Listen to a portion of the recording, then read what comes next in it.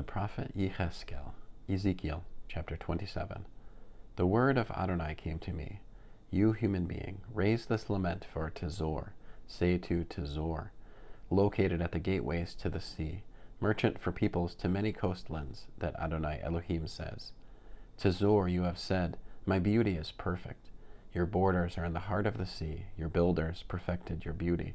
They used cypress logs from Sinir to fashion all your planking. They took cedars from the Lebanon to make masts for you.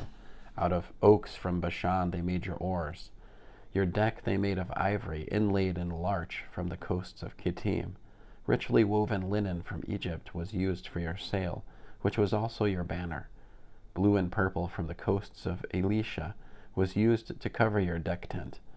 The people of Zidon and Arvad served as your oarsmen. Your own skilled men, Tzor, were there as your pilots. The leaders and craftsmen of Gaval sealed the cracks between your boards. Every seagoing ship and its crew came to you to trade in your wares.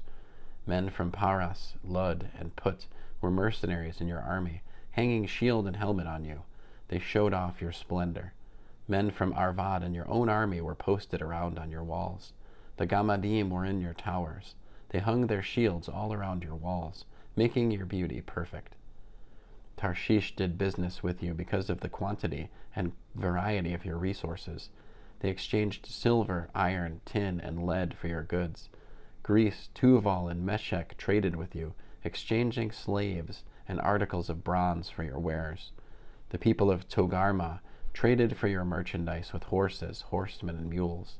The men of Dedan traded with you. Many coastlands were your customers, giving you ivory tusks and ebony in payment. Aram traded with you because you were so wealthy. For your goods they exchanged green feldspar, purple stuff, embroidery, fine linen, coral, and rubies.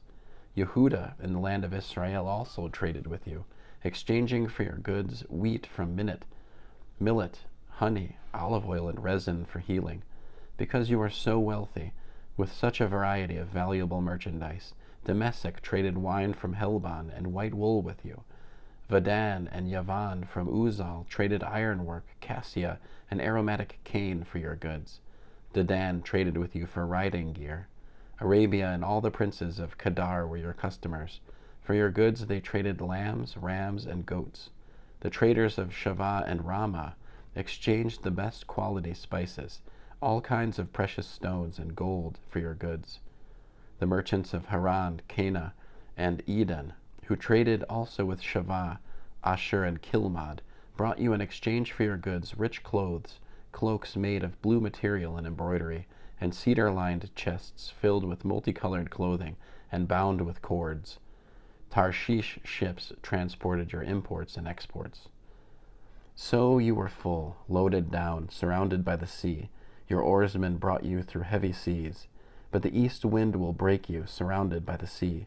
Your riches, your goods, your merchandise, your crew, your pilots, your ship sealers, your traders, all your warriors aboard, and all the others in the ship with you, will sink surrounded by the sea on the day of your shipwreck. When they hear the cries of your pilots, the mainland coasts will tremble.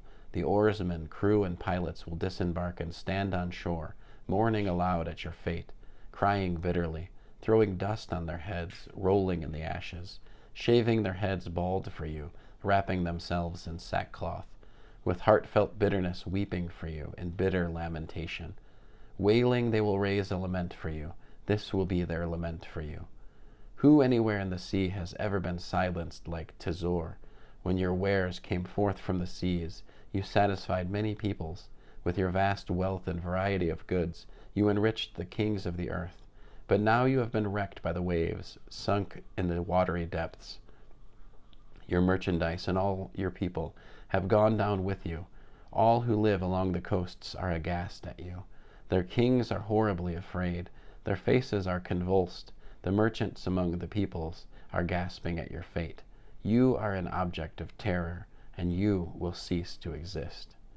End of Yechezk'el, Ezekiel, chapter 27.